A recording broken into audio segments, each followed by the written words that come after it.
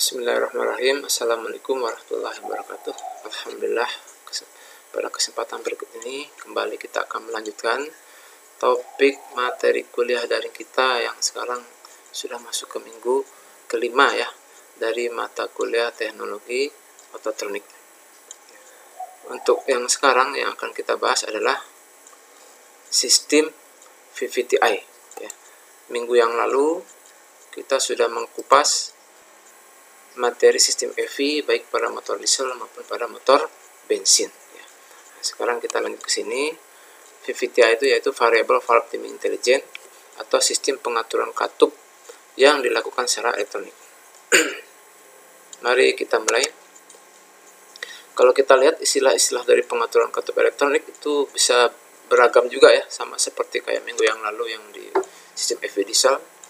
Istilah-istilah common rail itu bisa bervariasi sesuai dengan produk dari masing-masing mobil pembuatnya ya.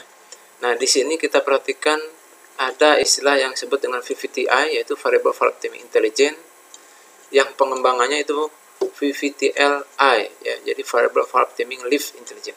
Ini umumnya dikembangkan di Toyota ya.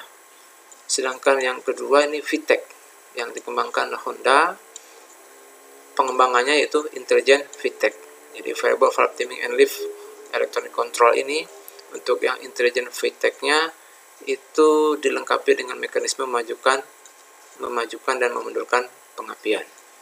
Pengembangan ini dilakukan di Honda ya, Honda yang VTEC. Sedang yang MIVEC ini pengembangannya atau pembuatan pengaturan katup elektronik ini dikembangkan di produk Mitsubishi.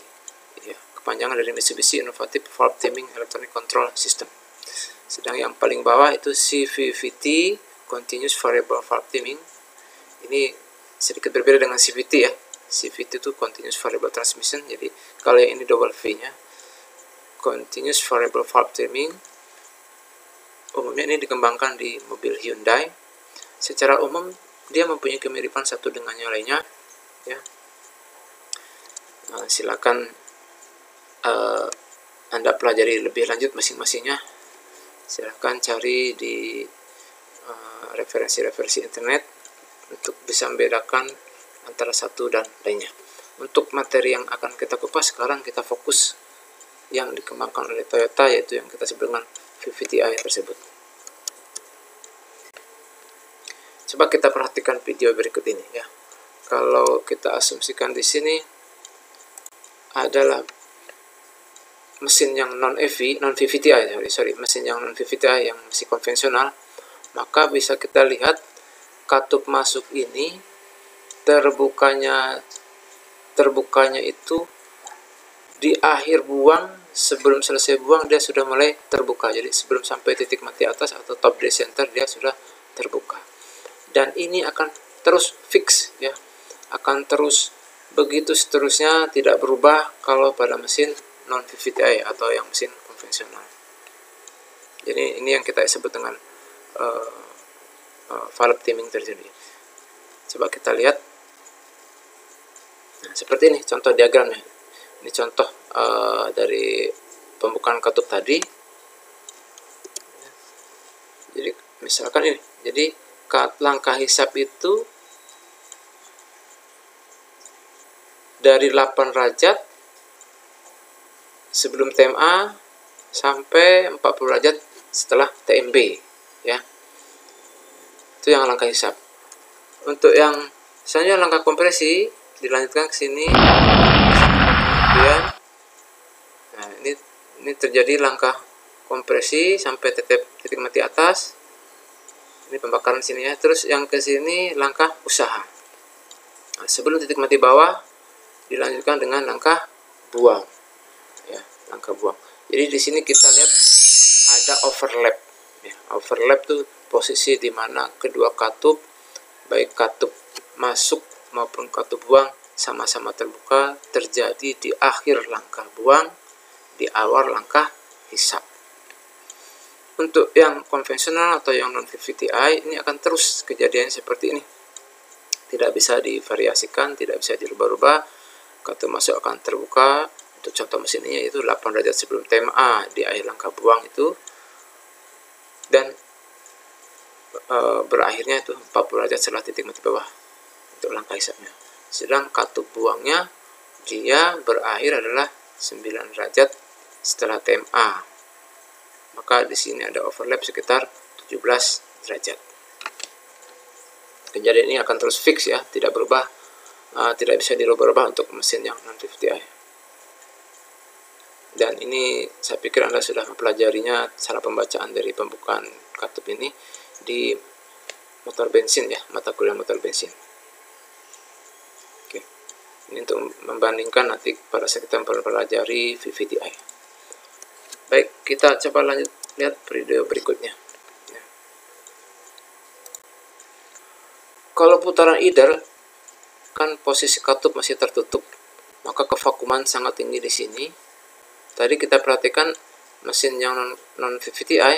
Nah, karena di akhir buang katup masuk sudah terbuka, maka akan membuat gas bekas ini masuk kembali sebagian kecil ke langkah hisap.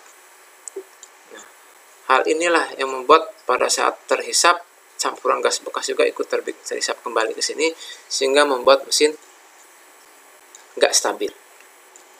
Ya, tidak stabil. Untuk mensiasatinya, biasanya untuk konvensional itu dinaikkan RPM-nya sedikit lebih tinggi, sehingga efeknya kalau dinaikkan putarannya, maka konsumsi bahan bakar juga akan lebih boros ya.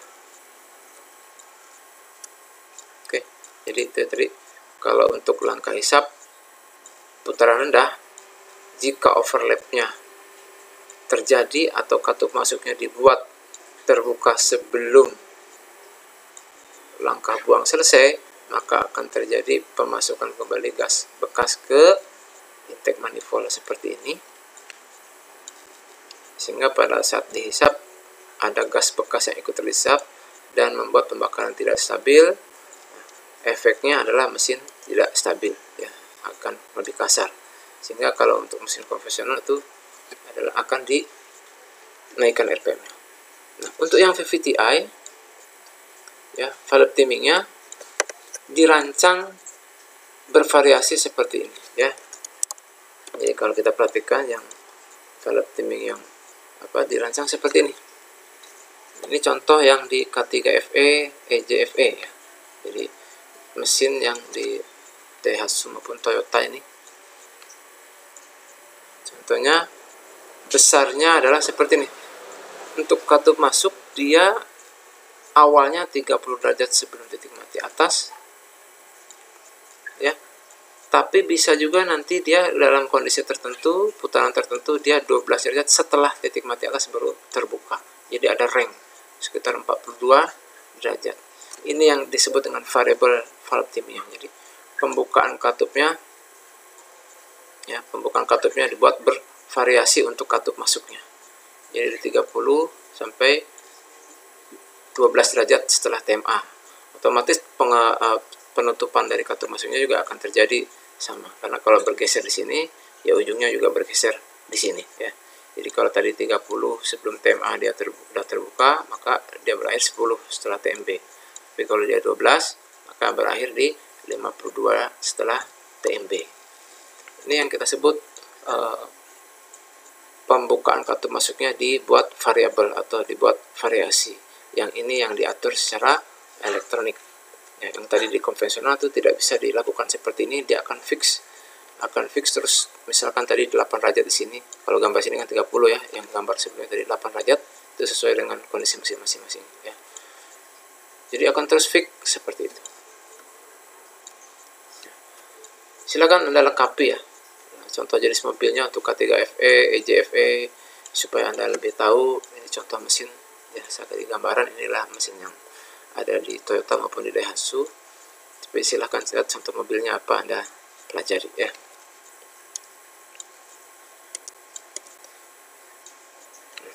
Dari penjelasan dari valve timing tadi atau diagram pembukaan katup tadi, maka kita bisa melihat keuntungan-keuntungan kalau mesin dilengkapi dengan VVT-i. Yang pertama ya, karena tadi bisa memvariasikan yang katup masuk tadi, ternyata untuk yang contoh di K3FE ini, dia bisa meningkatkan performa engine ya sekitar 10%. Itu yang pertama. Jadi performa engine-nya khususnya distorsinya bisa meningkat sekitar 10%. Dan yang penghematan bahan bakarnya bisa sekitar 6%. Ya. Jadi meningkat sekitar 6%. Ini bisa jadi mesin yang lain bisa bervariasi ya. Tapi ini contoh mesinnya adalah yang ini K3FE. Dan yang besar adalah pengurangan dari emisi gas buang, yaitu NOx. Ya. Insya Allah nanti kita pelajari kenapa NOx kok bisa sampai berkurang. Di sini sampai 40% emisinya, ya, dengan memvariasikan pembukaan katup masuk tersebut. Jika dilihat dari konstruksinya, VVTi tersebut ada beberapa komponen. Jadi seperti kita lihat di sini ada kontrolnya, VVTi controller. Di sini yang oil control valve-nya, sensor utama tadi ada CKP, ada CMP di sini ya, ada camshaft position sensor, ada crankshaft position sensor. Ya. Ini yang vital, nanti ditambah dengan sensor-sensor kompensasi lainnya yang akan mendukung proses informasi dikirim ke ECU untuk memberikan perintah nanti kepada oil control valve. Ya. Ini kalau kita lihat konstruksi secara umum di sini. Untuk yang Daihatsu, VVTi controlnya langsung di camshaft yang intake itu sendiri ya, sebelah sini ya. Karena kalau kita perhatikan di sini adalah timing bell-nya. Ini pakai timing chain ya. Jadi rantai timingnya langsung di sebelah sini. Tapi kalau kita perhatikan nih contoh yang di Hyundai ya, contoh yang di Hyundai. Ini ada mesin beta. Nah, mesin beta ini posisinya untuk VVTi controlnya atau CVVT-nya adalah di exhaust camshaft ya, di exhaust camshaft. Padahal yang dia variasikan maju mundurkan untuk katupnya adalah yang katup masuk. Tapi posisinya letaknya ada di CVVT. Di sini ada pertanyaan ya, silakan Anda analisa, bisa dilihat dari segi konstruksi ya, konstruksi ininya. Saya yakin Anda bisa menjawabnya. Perbedaan dengan posisi timing chain yang di Toyota tadi. Nah, kenapa Toyota CVVT-nya langsung di intake camshaft, sedang kalau yang beta engine adanya di CVVT controlnya adanya di exhaust camshaft.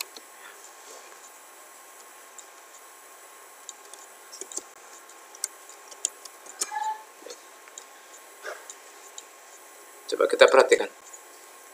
Nah, jadi yang VVTi tadi, kalau kita lihat mesin itu kan menghasilkan pembakaran dari gerak langkah piston turun naik ke bawah ini, nanti akan menghasilkan putaran. Nah, putaran ini dari crankshaft ini diteruskan lewat bell atau timing chain atau timing bell tergantung. Langsung di sini ada camshaft yang intake dan di sini yang exhaust ya. Di sebelah sini ada CV-nya tadi ya, CV-nya. Nah, camshaft tadi dirancang untuk membuka dan menutup katup. Jika mesin yang masih konvensional yang tidak dilengkapi dengan VVTi, maka seperti yang dijelaskan di awal, pembukaan katupnya akan terus sama pada berbagai kondisi RPM dan beban, tidak akan berubah ya. Tidak akan berubah, overlapnya akan tetap sama. Tapi kalau yang VVTi bisa kita lihat, dia bisa divariasikan intake bagian dalam dari camshaft, intake camshaftnya itu bisa maju mundur walaupun ininya tetap diam ya, tetap diam. Nah, ini yang membuat pembukaan dari katup masuk bisa bervariasi sesuai kebutuhan beban dan putaran itu sendiri ya. Bisa kita lihat di sini. Nah, dia. Jadi ada yang ini dimajukan lebih panjang, ini yang menengah, dan ini yang dimundurkan. Sehingga bisa bervariasi. Inilah yang kita sebut dengan VVTi.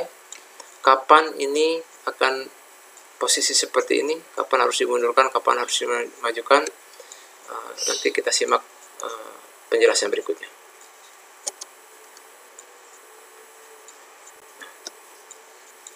Yang posisi dari VVTi control tadi, kalau kita perhatikan, yaitu tadi di ujung intake camshaft untuk yang produk Toyota, dia bisa lihat di sini ada beberapa komponen ya, seperti ini. Kalau dia lock pinnya itu tidak aktif mesinnya, maka posisinya didorong oleh pegas, ya, didorong oleh pegas seperti ini, terkunci ini. Tapi kalau lock pinnya mesin lagi hidup, dia akan ada dorongan hidrolik, ya. Jadi lock pin yang ini nih.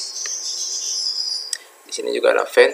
Untuk lebih jelasnya, kalau kita perhatikan jadi seperti ini, ya. Jadi ada lock pin di sini, ada fan, di sini ada sprocketnya yang terhubung ke sprocket exhaust camshaft.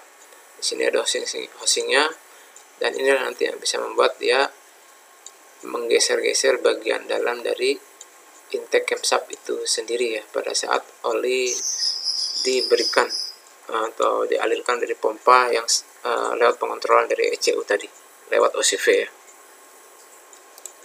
Baik, kita lanjut. Jadi kalau kita perhatikan seperti ini, pengontrolannya kalau misalkan dia ingin dimajukan, maka ECU akan memberikan perintah sedemikian rupa ke OCV, oil control valve, maka oil control valve tersebut akan menggerakkan spool. Kalau untuk maju, berarti pompanya adalah yang ke sini arah alirannya, ya. Sehingga dari pompa alirannya nanti ke sini. Sedang untuk mundur, kebalikannya. Jadi ini arah aliran ini diatur oleh yang kita sebutkan spool pada oil control valve, dan pengaturannya adalah diberikan perintah oleh ECU. Kapan dia harus maju, kapan dia harus dimundurkan. Jadi oli hanya diarahkan alirannya mau kemana dia, mau ke arah maju atau ke arah mundur, tergantung perintah dari ECU yang mendapat informasi dari berbagai macam sensor. Nah, ini contoh dia kalau maju, ya, kalau maju seperti ini. Jadi ECU memberikan perintah, maka oli dari pompa akan mengalir seperti ini, sehingga dia bisa membuat PVTi kontrolnya. Nanti dia akan kembali ini ke tangki, ke sini, membuat PVTi-nya akan membuat maju, ya, maju karena posisinya ini dikasih oli dari arah yang sebelah sini, ya, dari arah sebelah sini.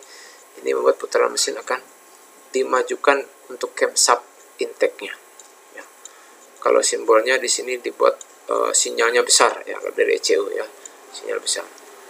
Kalau untuk mundur, kebalikan, ECU memberikan sinyal yang kecil, sinyal mundurnya duty rasionya kecil sini, bentuknya kecil sini. Engine ECU-nya akan berperintah, maka akan kebalikannya.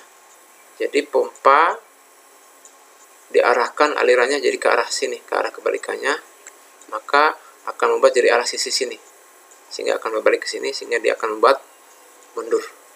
Jadi pengaturan itu VTI memang sangat sederhana kalau kita perhatikan, namun kapan dia harus maju, kapan dia harus mundur, dan kenapa dia harus maju dan kenapa dia harus mundur, itu yang harus kita perhatikan nantinya, ya.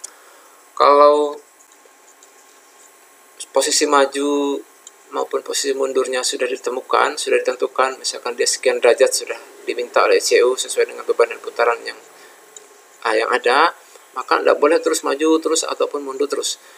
ECU akan menghentikan arah aliran yang dari pompa dan memblok, sehingga posisinya sekarang adalah menahan seperti ini. Jadi kalau ini menahan, misalkan sudah dimajukan sekian derajat, ya udah akan terus posisi seperti ini, tidak maju terus, tidak mundur terus, sampai posisi ini tidak dibutuhkan lagi, yaitu kalau ada perubahan lagi pada putaran ataupun pada beban dari mesin itu sendiri. Kalau kita perhatikan, contoh di sini adalah ilustrasi dari saat dimajukan, berarti ECU menerima informasi dari sensor, ya, sensor pressure sensor atau air flow meter untuk tipe yang L, dan juga sensor dari CKP. Terus dia akan memberikan sinyal ke OCV, OCV akan memberikan perintah untuk maju, sehingga camshaftnya maju seperti ini. Saat pemajuannya sudah sesuai yang dia inginkan, maka ECU akan memberikan perintah lagi ke OCV untuk memblok, ya, memblok, sehingga posisi ini akan tetap, ya, akan tetap di sini.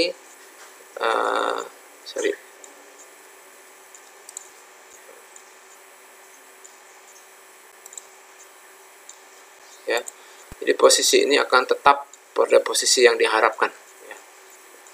Pada RPM yang sudah diinformasikan oleh sensor, ECU akan mengolah. Setelah dimajukan sekian derajat yang sesuai yang diinginkan oleh mesin tersebut, maka ECU akan menyetop kembali OCV-nya agar posisi pompa dan tangki tidak terhubung. Begitu juga posisi yang ke OCV tidak terhubung ke pompa maupun tidak terhubung ke tangki, jadi terblok di spool pada OCV tersebut. Itu sekilas penjelasan dari CVT, cara kerja CVT secara sederhana, kenapa dia bisa maju, kenapa dia bisa mundur. Intinya pengontrolannya adalah dari ECU itu sendiri mengontrol spool yang ada pada oil control valve ya, berdasarkan informasi dari sensor-sensor ya. Jadi kalau kita lihat ya, sensor utama tadi ada crank angle sensor atau CKP ini, crankshaft position sensor, dan juga camshaft position sensor ini yang sensor utamanya untuk memberikan perintah nanti kepada OCV apakah dia maju atau mundur. Dan kompensasinya memang ada sensor-sensor yang lain yang ada di engine itu sendiri, berapa maju berapa mundurnya nanti akan masuk sebagai sensor untuk mengkompensasi, diproses di ECU di sini. Baru ECU akan memerintahkan nanti ke OCV berapa besarnya dia dimajukan atau berapa besarnya dia dimundurkan di VVTi controllernya ini, sehingga nanti camshaft yang untuk intake ini akan bergeser berapa derajat pemajuannya ataupun berapa derajat dari pemundurannya. Jadi ini dia ya, jadi yang sensor utama tadi ada aktualnya. Aktual itu artinya berarti timing aktualnya berdasarkan informasi dari CKP dan CMP ini. Tapi nanti ada sensor kompensasinya, yaitu dari sensor suhu air pendingin. Terus target untuk pembukaan berapa maju berapa mundurnya di oil control valve ini juga berdasarkan informasi nanti masuk dari sensor TPS ya, total position sensor, maupun MAP atau MAF ya, tergantung dari jenis mesinnya ya. Kalau jenis tipe D injeksi sistem EV nya berarti MAP, kalau mass airflow berarti yang tipe L ya, tipe L. Nah ini masuk ke sini, informasi sini masuk ke ECU, semuanya diolah akan digodok sedemikian rupa berdasarkan seluruh sensor yang masuk. Nah pengolahan inilah yang akan memberikan perintah nanti ke aktuator yang di VVTi ini, yaitu ke oil control valve, yaitu ke solenoid yang ada di oil control valve, sehingga nanti akan menggerakkan spool di OCV tersebut.